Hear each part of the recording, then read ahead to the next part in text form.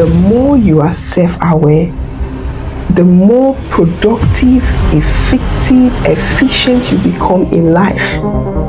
And when I mean life, every area of your life. The more you understand your emotions, your triggers, your strength, your weakness, just to mention but a few, the more productive you become. Hi guys, how you doing? I hope you're doing good. My name is Efosa Oluwatosin Eweka, and today I'm going to be talking to you about a very interesting and important topic, which is self-awareness. A lot of times I have had to have this conversation with people, and I say all the time that the more you understand yourself, the better. Trust me, the more productive. I don't know how to sound this again. The more self-aware you are, how well you know yourself, how well you can understand what you're thinking, what is making you think that way, what is making you see things in that direction, the more productive you become. I am going to share with you 5 steps that you can begin to practice to help you to become more self-aware. But first off, I'll let you understand. What is self-awareness? Self-awareness is the ability to consciously observe and understand yourself. I had to put that down here because I love that definition. The ability to consciously observe and understand yourself, your emotions, your motivations, your values. The ability to understand those things is what we term as you being self-aware. There are times when I ask people, oh, tell me about this person, and the person goes blah blah blah. All right, tell me about yourself. There's a pause. Surface level, just talk here and there, no depth. And that is why this teaching is coming across to you today. How well do you know yourself? Deeply. On a scale of 1 to 10, do you know how to label your emotions? Are you conscious of observing the things that trigger you, your weakness, your strength? Do you know them?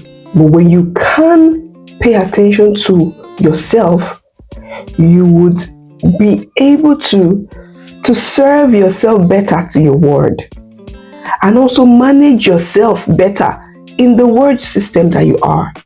Self-awareness is a life skill. It is not a destination. It is practice, consistent practice. Today you are able to know, oh, this was why I reacted this way. Tomorrow you're doing better.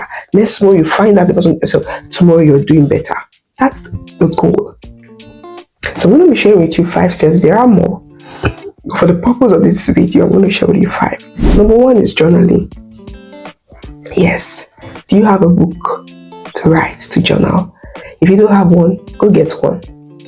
Yes. When you're done with the day, take a pen, take a book, write. Today, what am I feeling right now? What do I want? I shouted at Chinere today. Why did I shout at Chinere? You're writing. Okay, it was that text message I got.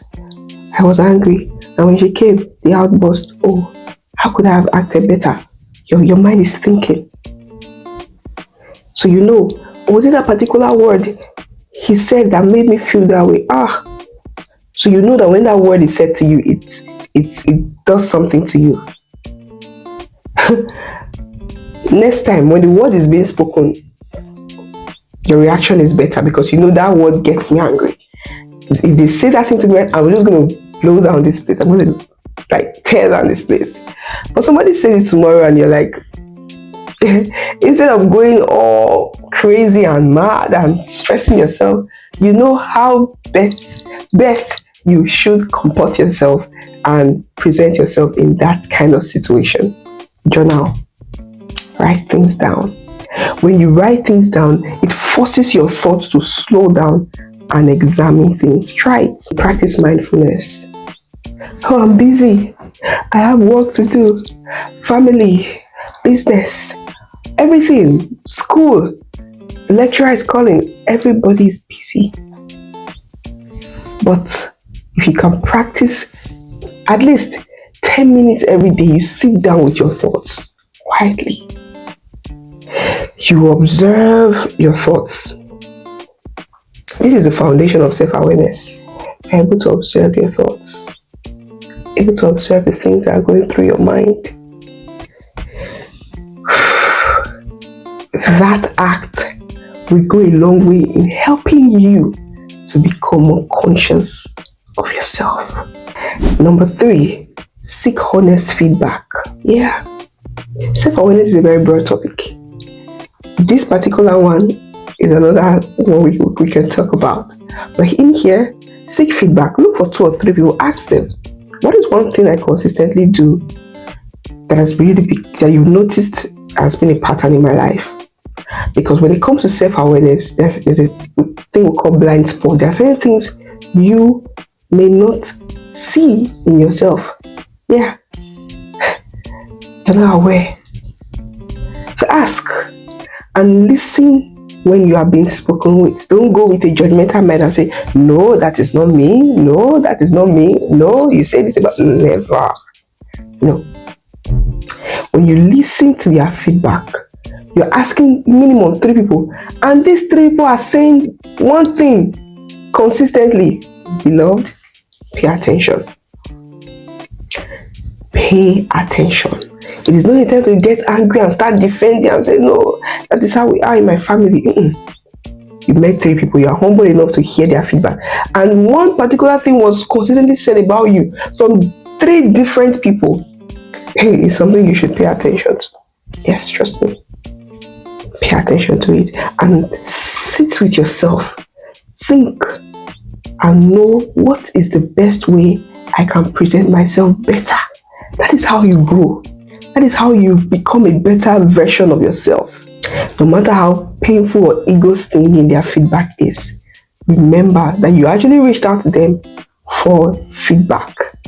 The feedback you have gotten, feedback you should work on. 4th thing, I think I mentioned 3 already. Ask what instead of why.